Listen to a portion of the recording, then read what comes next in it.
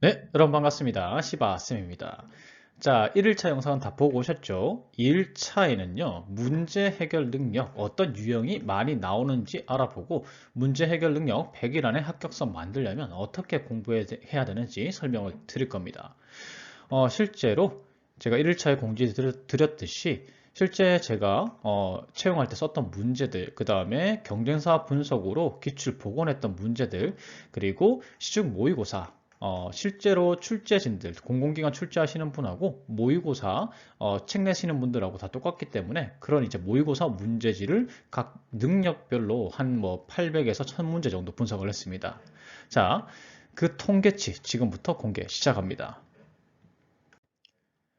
자, 이게 문제 해결 능력의 출제 빈도예요. 1일차 영상에서 공개했듯이 첫 번째는 독해입니다, 독해. 그냥 내용 일치 판단하고 내용 이해해서 옳고 그름 판단하는 그런 유형이에요.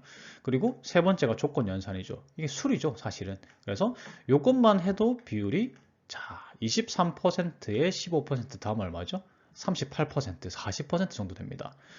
그러니까 여러분들이 나머지 채우실 부분은 한 3, 40% 정도 채우시면 되는데 이 두 번째 유형, 네 번째 유형, 여섯 번째 유형 정도 공부하시는 걸 추천드려요. 사실 여기 통계를 보시면 모듈형이 9%죠, 맞죠?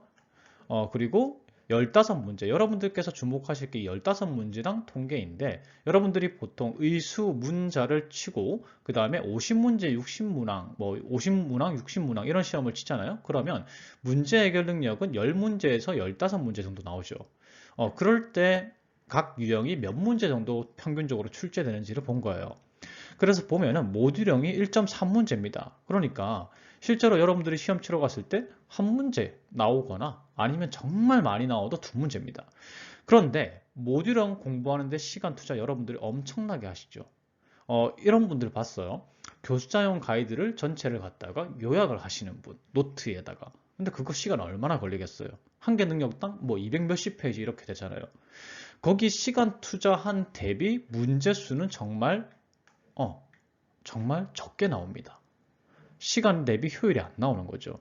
그래서 모듈형 이론을 요약하는 그런 활동은 하지 않는 게 좋습니다. 그렇게 하면은 절대 100일 안에 합격선 못 만듭니다. 그거 할 바에는요, 차라리 명제 문제 푸는 법을 확실하게 익히시는 게 좋아요. 시간이 훨씬 덜 걸리는 거죠. 그래서 모듈형, 문제 해결 모듈형은 그냥 기본서에 나와 있는 내용 정도, 문제 정도 그냥 풀어보시고요. 그 다음에 이제 시험 치러 가기 전에 이제 한번 보시면 되겠죠, 맞죠? 그 정도만 이제 보시면 되겠습니다. 그러면 지금부터 6위부터 어떤 유형이 나오는지 살펴보도록 하겠습니다. 자, 6위는요, 참 거짓 유형입니다. 출제 비율 8%, 보통 한두 문제 정도 나오는 거죠. 그래서 참 거짓이 포함된 정보를 주고요, 이 정확한 정보를 파악하는 문제입니다. 자, 이런 유형이죠. 몇 명은 거짓말하고 있고 몇 명은 진실을 말하고 있다. 그래서 누가 거짓말 하느냐? 혹은 어떤 특정 대상을 찾는 겁니다. 여기 있는 힌트들을 바탕으로 해서 이런 유형인데 참거짓 유형 같은 경우에는 풀이법이 되게 쉬워요. 그리고 풀이법만 알고 있으면 100% 정답 맞출 수 있고요. 시간도 짧은 시간 안에 풀 수 있습니다. 제가 문제 풀이할 때 참거짓 문제 어떻게 푸는지 알려드리도록 하겠습니다. 자, 6이었어요. 참거짓. 그다음 5위가 모듈형이라고 말씀을 드렸죠. 9%고 한 두 문제 정도 나옵니다. 그래서 NCS 문제 해결 능력 기본 이론을 암기하거나 암기한 내용을 활용해서 푸는 유형이죠. 바로 이런 형태의 문제, 굉장히 쉬워 보이지만 외우지 않으면 못 푸는 문제입니다. 근데 이 암기 범위가 많아도 너무 많아요. 출제 빈도는 적은데 여러분들이 투자해야 될 시간은 너무 많이 걸리고요. 그 다음에 꼭 이런 유형이 아니더라도 암기하지 않아도 풀 수 있을 정도로 쉬운 문제가 많아요. 그래서 기본서의 모듈형 문제 정도 한두 번 정도 풀면 됩니다. 그래서 막 요약하거나 모듈형 이제 교수자용 가이드 같은 거 요약하는 거 그런 거 절대 하지 마십시오. 자, 4위는요, 조건 적용입니다. 보통 여러분들이 피셋형이라고 많이 말씀하시는데, 이게 한 9% 정도 되고요. 보통 한두 문제 정도 출제됩니다. 보통 엄청 길어요. 텍스트로 주어지거나 표 같은 걸 줘가지고 주어진 조건을 갖다가 해석하고 그 다음에 적용해가지고 대안을 찾거나 문제를 해결하는 유형입니다.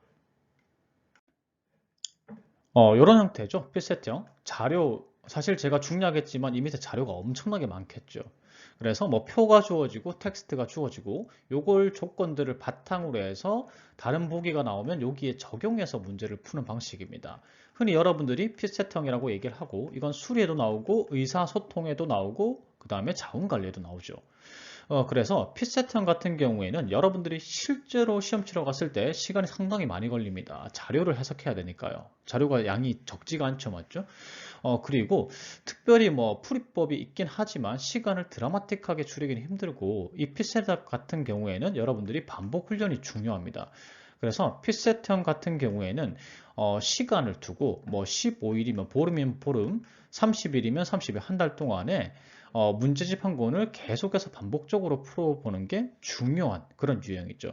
그래서 핏세트형 같은 경우에는 초반에 공부하기보다는 좀 시간, 널널할 때 내가 온전히 시간을 투자할 수 있을 때 15일에서 한 달 동안 이럴 때 핏세트형 책 한 권 사가지고 계속해서 반복적으로 풀어보는 게 좋은 유형입니다.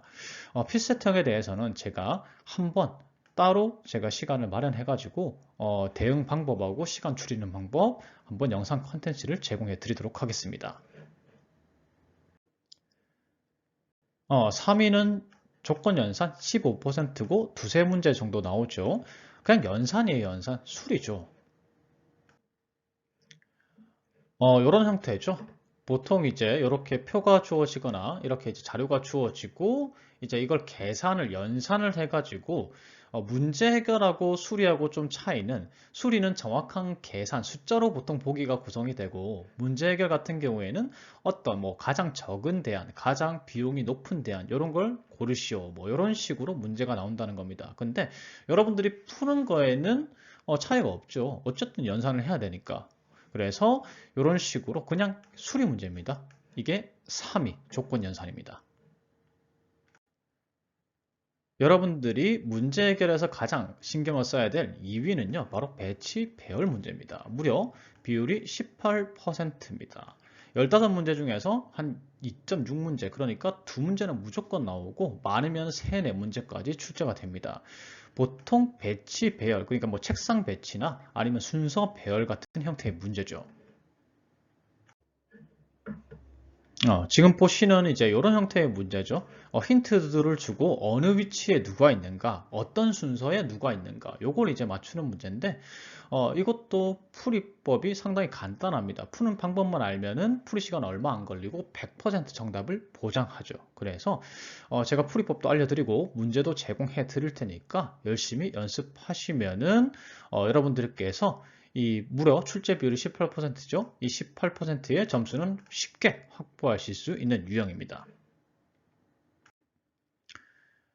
대망의 1위는 공개했던 대로 자, 문제 해결에 탈을 쓴 의사소통 문제죠. 독해입니다. 비율은 무려 23%. 네 문제 중에 한 문제, 심하게 말하면 네 문제 중에 한 문제가 독해 문제입니다.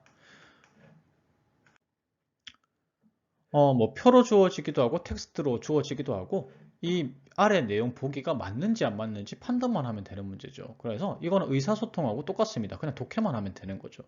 여기 보시면은 뭐 평가 위에는 4명으로 구성되어 있다. 여기 4명이잖아요. 이런 거 확인하는 겁니다. 그러니까 이걸 따로 공부하는 게 아니죠.